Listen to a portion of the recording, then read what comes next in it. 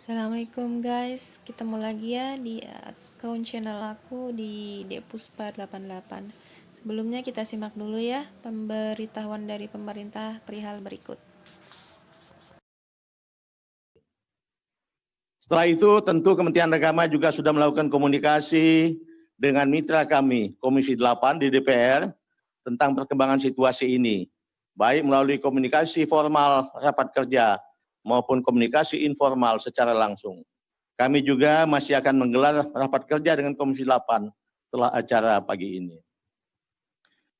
Berbagai situasi ini menjadi pertimbangan penting dalam memutuskan kepastian pelanggaran haji tahun 2020. Pada pagi ini, pihak Arab Saudi tak kunjung membuka akses bagi jemaah haji dari negara manapun. Akibatnya, pemerintah tidak mungkin lagi memiliki cukup waktu untuk melakukan persiapan utamanya dalam pelayanan dan perlindungan jemaah. Berdasarkan kenyataan tersebut, pemerintah memutuskan untuk tidak memberangkatkan jemaah haji pada tahun 2020 atau tahun 1441 Hijriah ini. Saya ulangi, pemerintah memutuskan untuk tidak memberangkatkan jemaah haji pada tahun 1441 Hijriah atau tahun 2020 ini. Keputusan ini saya sampaikan melalui keputusan Menteri Agama Republik Indonesia nomor 494 tahun 2020 tentang pembatalan keberangkatan jemaah haji pada pelanggaran ibadah haji tahun 1441 Hijriah atau tahun 2020 Masehi. Sesuai amanat undang-undang, selain persyaratan kemampuan secara ekonomi dan fisik, kesehatan, keselamatan dan keamanan jemaah haji harus dijamin dan diutamakan sejak dari embarkasi atau debarkasi, dalam perjalanan dan juga saat di Arab Saudi. Sungguh ini sebuah keputusan yang cukup pahit dan sulit.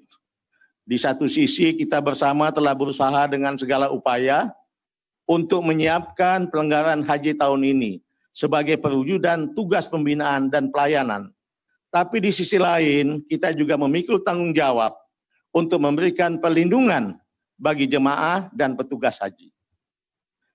Tanggung jawab ini merupakan bagian dari pelaksanaan kewajiban negara dalam menjamin keselamatan warganya. Risiko keselamatan dan kemanusiaan menjadi prioritas pertimbangan kami di masa pandemi ini. Selain itu, juga risiko ibadah yang sangat mungkin terganggu jika haji diselenggarakan dalam situasi masih bertambahnya kasus positif COVID-19 di Arab Saudi dan juga di Indonesia. Keputusan yang pahit ini kita yakini paling tepat dan paling maslahat bagi jemaah dan petugas kita semua. Keputusan pembatalan keberangkatan haji ini sudah melalui kajian yang sangat mendalam karena pandemi COVID-19 yang melanda hampir seluruh negara di dunia, termasuk Indonesia dan Arab Saudi, dapat mengancam keselamatan jemaah.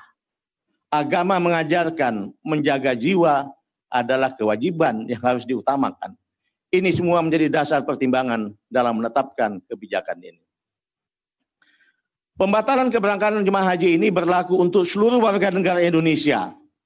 Maksudnya pembatalan itu tidak hanya untuk jemaah yang menggunakan kuota haji pemerintah, baik reguler maupun khusus, tapi juga jemaah yang akan menggunakan visa haji mujamalah atau undangan, atau furada yang bersifat visa khusus yang diterbitkan oleh Arab Saudi. Jadi tahun ini tidak ada pemberangkatan haji dari Indonesia bagi seluruh warga negara Indonesia. Teman-teman jurnalis semua, seiring keluarnya kebijakan pembatalan keberangkatan tersebut, jemaah haji reguler dan khusus yang telah melunasi biaya perjalanan haji atau BP tahun ini akan menjadi jemaah haji tahun 1442 Hijriah atau 2021 Masehi mendatang. Setoran pelunasan BP yang dibayarkan akan disimpan dan dikelola secara terpisah oleh Badan Pengelola Keuangan Haji. Nilai manfaatnya akan diberikan oleh BPKH atau Badan Pengelola Keuangan Haji kepada jemaah haji paling lambat 30 hari sebelum pemberangkatan kloter pertama penyelenggaraan haji tahun 1442 Hijriah atau 2021 Masehi mendatang. Ini saya garis bawahi, pemanfaatannya diberikan kepada perorangan. Kenapa? Karena nilai pelunasan BP itu tidak sama. Yang paling rendah adalah sekitar 6 jutaan, yaitu untuk jemaah yang di Aceh dengan uang mukanya 25 juta, sedangkan yang paling tinggi sekitar 16 juta untuk yang pemberangkatan dari Makassar. Jadi antara 6 juta sampai 16 juta. Jadi variasinya cukup banyak, oleh sebab itu saya garis bawahi, nilai manfaatnya itu diberikan kembali kepada mereka berdasarkan jumlah pelunasan BP yang dia bayarkan. Namun juga setoran pelunasan BP itu juga dapat diminta kembali oleh jemaah haji yang bersangkutan kalau memang dia butuhkan. Silakan bisa diatur dan kami akan mendukung itu semua dengan sebaik-baiknya. Bersamaan dengan terbitnya KMA ini, petugas haji daerah pada penyelenggaraan ibadah haji tahun ini dinyatakan batal. BP yang telah dibayarkan juga akan dikembalikan. Gubernur dapat mengusulkan kembali nama petugas haji daerah pada haji tahun depan. Jadi saya ulangi, untuk haji daerah dinyatakan batal, BP-nya lunasan BP-nya dikembalikan, gubernur dapat mengusulkan kembali nama petugas haji daerah untuk tahun depan. Hal yang sama berlaku bagi pembimbing dari unsur kelompok bimbingan ibadah haji dan umroh pada penyelenggaraan tahun haji ini. Statusnya dinyatakan batal seiring dengan terbitnya KMA ini. BP yang dibayarkan akan dikembalikan. KBIHU dapat mengusulkan nama pembimbing lain atau sama pada penyelenggaraan haji mendatang. Jadi ulangi, KBPAU dapat mengusulkan nama pembimbing pada penyelenggaraan haji mendatang.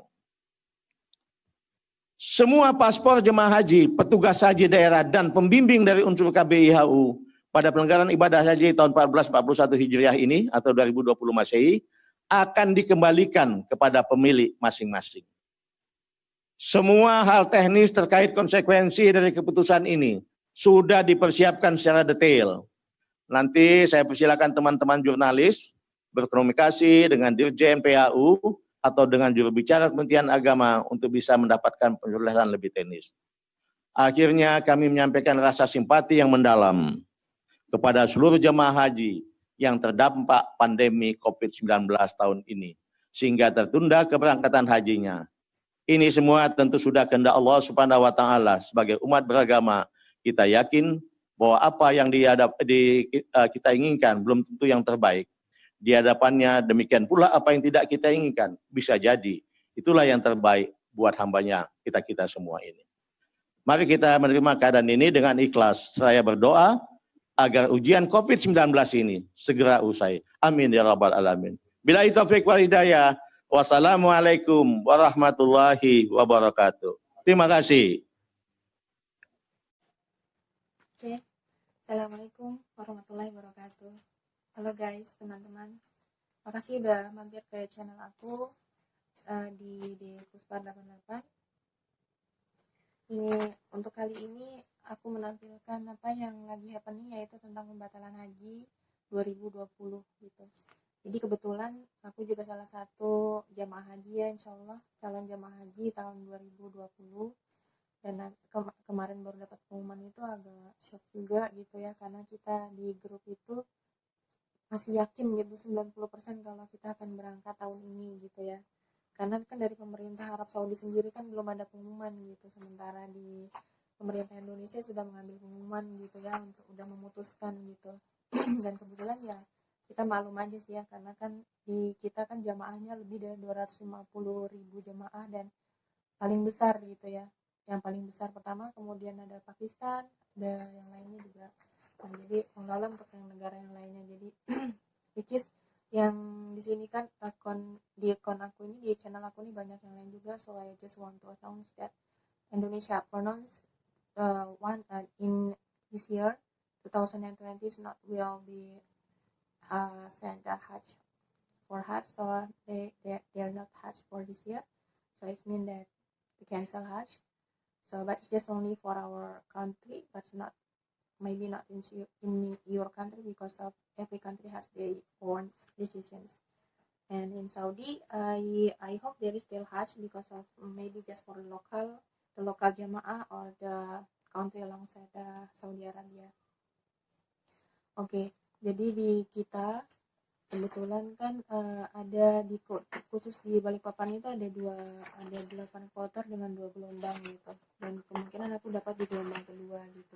Dan kita udah prepare kemarin, sudah siap semua barangnya, kita sudah manasik juga, kita udah menghafalkan doa-doa gitu ya, kita juga udah minta maaf gitu, kemarin juga kan harus lebaran gitu, jadi ya gimana ya, sudah pengumuman juga gitu, jadi kita agak sedih juga gitu ya, sedih tapi kok ketawa. Ya sedih ya, mau digimanain lagi, karena sudah qadarullah ya, sudah ketentuan dari Allah, karena segala sesuatu itu terjadi juga atas kehendak Allah, bukan atas kehendak kita dan kemauan kita gitu. Oke, jadi mungkin aku sedikit cerita dulu ya. Karena kan di situ aku yang paling muda katanya, tapi sebenarnya aku juga nggak muda-muda amat sih, aku juga ya termasuk yang tua aja, cuma ya kelihatan seperti itu gitu. Jadi aku mulai tabungan haji itu pelunasan tahun 2011, dan itu antrinya sudah 10 tahun. Jadi memang kita diperkirakan berangkat 2021. Nah, kemudian di Mekah sana ada tambahan kuota karena kan ada perbesaran, maksudnya peronafas jadi besar gitu. Jadi ada 10% penambahan, otomatis kita maju. Dan sekarang kita mundur lagi kembali ke awalnya gitu. Jadi emang sudah mungkin ditetapkan Allah kita berangkat tahun itu, ya otomatis kita harus berangkat tahun itu gitu ya. Oke, jadi aku waktu itu, kalau buat kalian nih guys ya yang mau benar-benar niat untuk pergi haji, itu mulai dari tabung dari sekarang. Walaupun hanya 50.000 gitu ya, karena kan tabungan haji sekarang 50.000, kalau mau buka mungkin 100.000 kali ya. Zaman aku dulu tahun 2004 kan aku lulus, kemudian aku kerja, dan kerja pertama itu ya gajiku untuk pertama aku untuk niatkan untuk ibadah, karena kan kita hidup untuk ibadah gitu ya. Nah di situ buka tabungan haji 50.000 aja, iurannya juga 50.000 aja gitu ya, dengan gaji yang dulu pertama masih 250 gitu kan, kemudian berapa tahun kemudian naik 850 gitu, jadi masih benar-benar di bawah UMR gitu. Jadi ya kita belum sanggup untuk yang bisa pergi haji untuk cepat gitu ya, padahal tahun itu kalau kita pergi haji langsung pergi haji tahun berikutnya, tahun 2004 2005 pergi. Dan di bawah 2010 itu cuma antri 4 tahun aja gitu ya untuk daerah kami di sini, dan itu 4 tahun langsung berangkat. Nah ketika aku pelunasan itu langsung 10 tahun, karena begitu banyak kan yang antri, melihat gitu kan kok semakin lama semakin banyak, dan di situ sudah mulai namanya lembaga keuangan sudah menawarkan kemudahan gitu dengan pembiayaan gitu, jadi ada pembiayaan haji gitu saat itu, karena saking lamanya antri gitu kan. Ya udah, nah ketika itu aku udah lunas duluan gitu kan, jadi oh ya tahun 2011 itu aku pertama kali umroh, dan itu juga gak pure mau dari aku, jadi emang ada undangan, itu juga dapat dari perusahaan sebagian, dari orang tua sebagian, kemudian juga ya dari aku sebagian juga. Jadi ya ketika pulang dari sana itu kayak ada rasa kerinduan gitu ya, ingin ke sana gitu. Akhirnya ya udah kita lunasin aja gitu, kita lunasin haji, dan akhirnya harusnya berangkat tahun ini gitu juga. Wah miss juga kok bisa berangkat, karena kan belum siap gitu ya, cuma ya kita harus ikutin mungkin undangan dari Allah, harus sekarang gitu. Ya udah, akhirnya kemarin sudah sudah siap-siap gitu, tahun Oktober ya kalau nggak salah, Oktober itu sebelum pergi itu dapat pengumumannya September pengumuman itu, siapanya daftar calon haji 6 bulan sebelumnya memang guys, kalau misalnya kalian nanti sudah terdaftar gitu dan sudah dipastikan berangkat tahun sekian gitu, nanti 6 bulan sebelumnya sudah pemberitahuan dari Depak atau Kemenak gitu kalian akan berangkat, dan situ sudah mulai tuh kolektif, nanti ada pengumpulan data diri, kemudian pengumpulan paspor, kesehatan, jadwal manasik, dan banyak lagi ya, dan itu benar-benar seperti tersusun dan terjadwal, apalagi sekarang sudah bagus gitu ya penataannya. Jadi kalau haji yang sekarang ini, kita haji reguler itu hampir sama dengan seperti haji plus gitu, perlakuannya hampir sama gitu. Bedanya cuma kalau haji plus kan dia mendapatkan lebih dari hotelnya dengan hotel bintang 5, kemudian makanan-makanannya dibedakan gitu. Tapi kalau kita karena niatkan haji aja ya, insya Allah lah ya, untuk apa yang kita dapat di sana sama sama aja gitu, karena kan semuanya sama di mata Allah gitu. Oke. Ini ya, ini aku bacain aja ya guys, untuk yang sekarang 2020 itu, kalau kalian baru melunasi, aku harap sih kalian melunasi, karena kita nggak tahu lagi kapan umur kita gitu ya, karena begitu kita niatkan gitu haji itu sudah sampai tuh, kalau niat haji itu kemudian uang kita tuh juga udah dijaga gitu ya sama Allah. Masalah ini banyak isu beredar nanti uang mau dipakai untuk apa, karena kan negara juga lagi krisis karena juga kena covid, dampak covidnya banyak gitu kan. Lalu kita nggak mikirkan itu ya, yang penting positif thinking aja, semuanya kan dari Allah gitu. Jadi untuk antrian sekarang itu yang paling muda itu di Maluku. Ya Maluku memang masih dominan ini ya, non muslim itu 12 tahun. Kemudian Gorontalo Sulawesi Utara itu 14 tahun. Papua Barat itu 15 tahun. Kemudian Maluku Utara, Kalimantan Barat itu 16 tahun. Bengkulu, Jawa Barat, Kepulauan Riau, Sumatera Utara itu 18 tahun. Lampung, Sulawesi, Sumatera Selatan itu 19 tahun. Nusa Tenggara Timur 21 tahun. Riau, Papua, Sulawesi Barat, Sumatera Barat sama 21 tahun. Banten, Bangka Belitung, Sulawesi Tenggara, Kalimantan Tengah 22 tahun.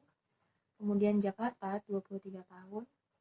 Kemudian Bali 24 tahun. Ini juga sama nih, tapi dia antrinya lama mungkin karena banyak ya. Jambi, Jawa Tengah, Kalimantan Timur 26 tahun. Jadi aku nih dapat yang 26 tahun yang antri sekarang guys. Jadi kalau misalnya kalian nabung gitu ya. Kalau sekarang anak kecil sudah boleh buka tabungan. Yang penting dia punya KTP. Anak kecil sudah punya KTP ya. Jadi kalau misalnya dia sudah punya mungkin boleh, kalau di bank dulu 12 tahun baru boleh buat rekening tabungan haji gitu ya Pak. Tapi kalau antriannya sampai kayak gini mungkin bisa kalian anak baru lahir itu langsung dibuatkan rekening haji. Karena guys coba lihat.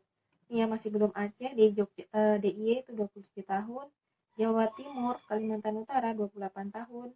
Sulawesi Selatan, Nusa Tenggara Barat itu 31 tahun. Kemudian Kalimantan Selatan yang paling lama 33 tahun. Ini ya, kebalik ya. Oke. Nah, dan itu ini di negara kita. Di negara Malaysia itu antrinya sampai 121 tahun. Jadi tidak memungkinkan bagi mereka untuk ikut reguler untuk hajinya. Jadi mereka harus ikut haji plus ya. Kalau di Indonesia itu biayanya sekitar $10.000. Kalau misalnya kita dirupiahkan saat ini mungkin sekitar 15.000, 150 juta ya seharga rumah. Dan kalaupun ada juga haji furoda. Haji furoda itu dia nggak ngantri, jadi dia langsung.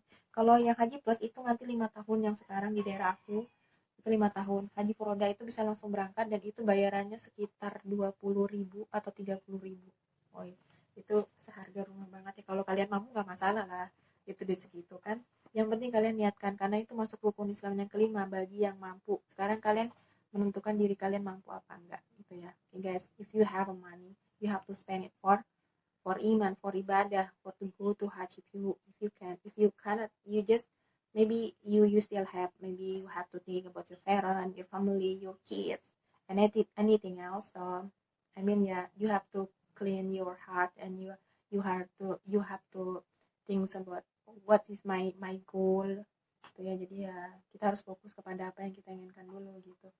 Kalau memang kita inginkan untuk ibadah ya udah mulai aja segala macam satu untuk ibadah gitu.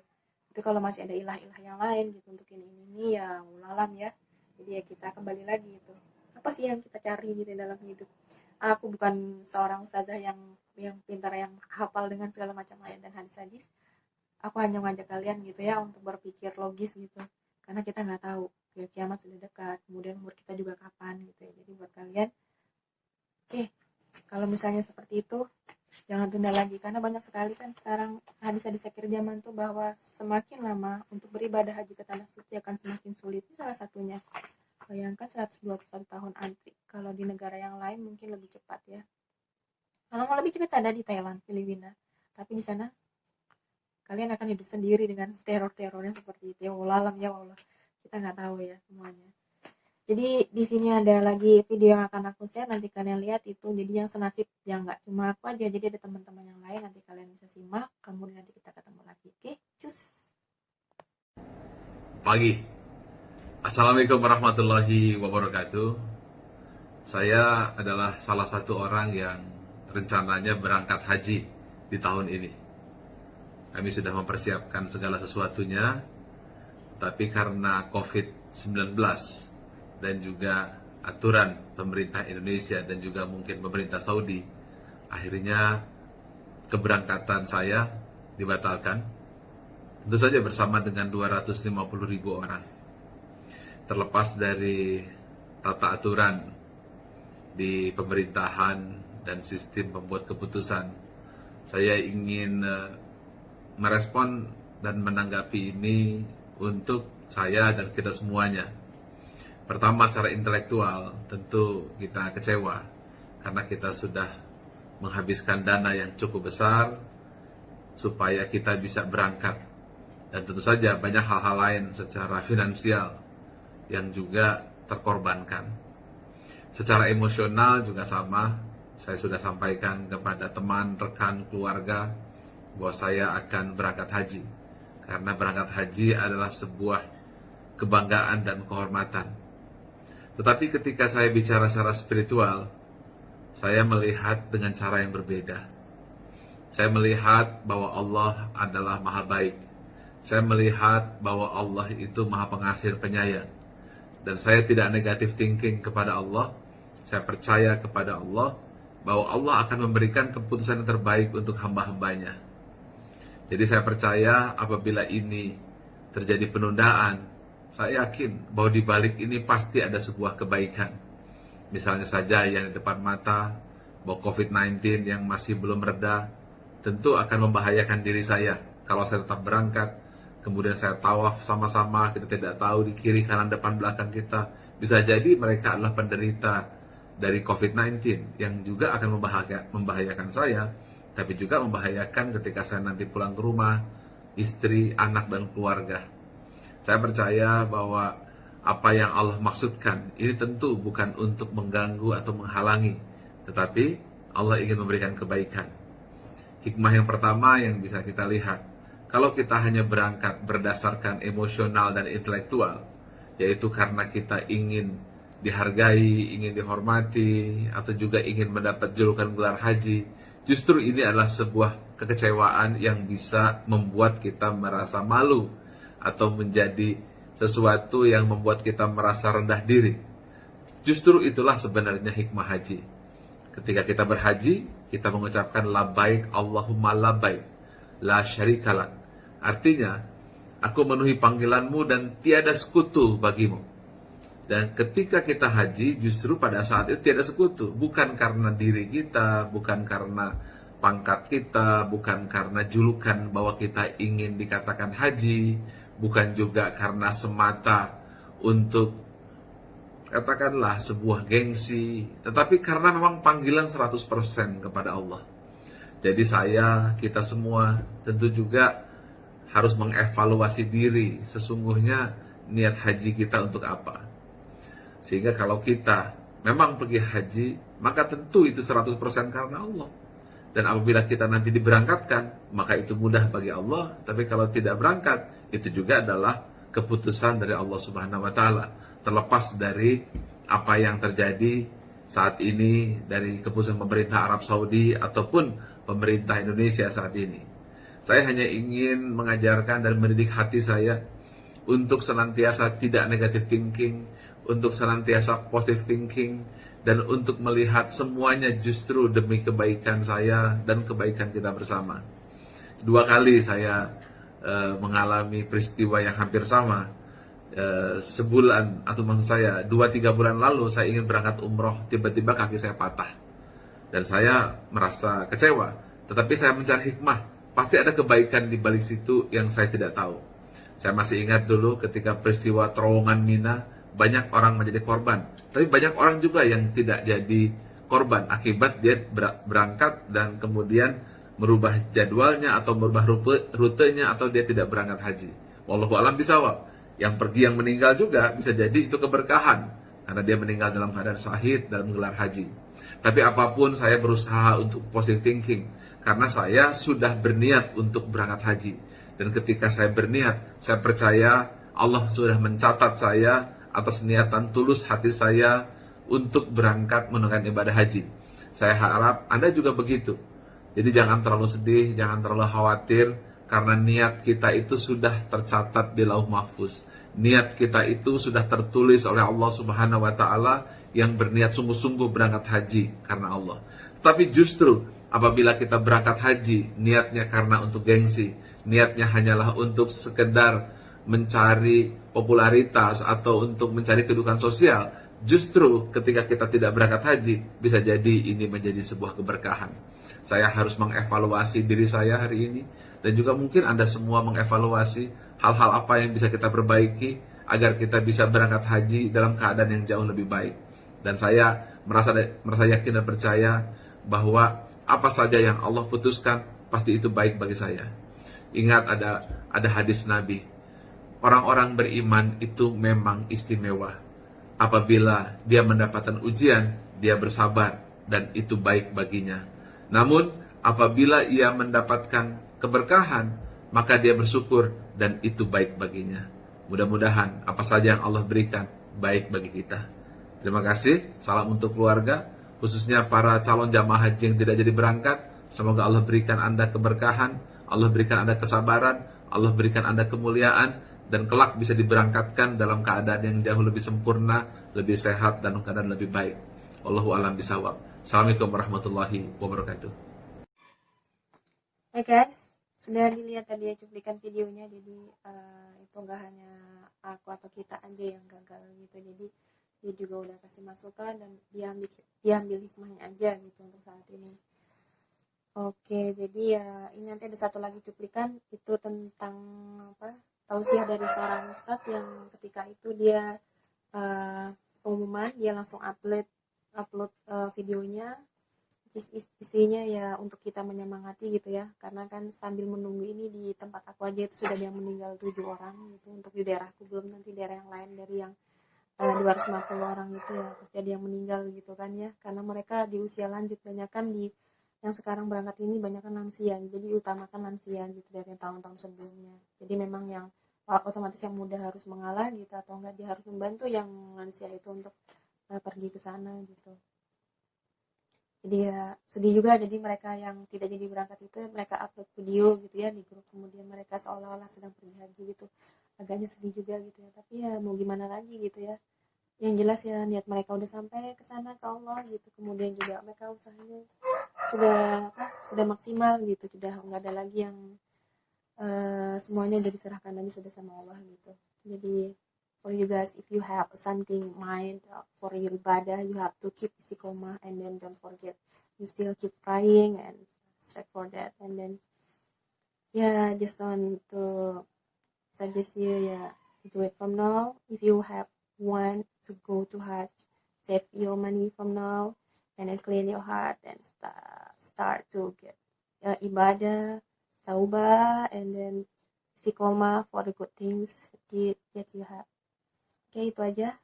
Sampai ketemu di mungkin konten aku berikutnya. Jangan lupa subscribe, comment, and like. Okay, nice and thanks to watch me. See you in another content. Assalamualaikum warahmatullahi wabarakatuh. Assalamualaikum warahmatullahi wabarakatuh. Alhamdulillah, Allahumma salli ala Muhammadin wa ala alihi wa ashabihi ajma'in.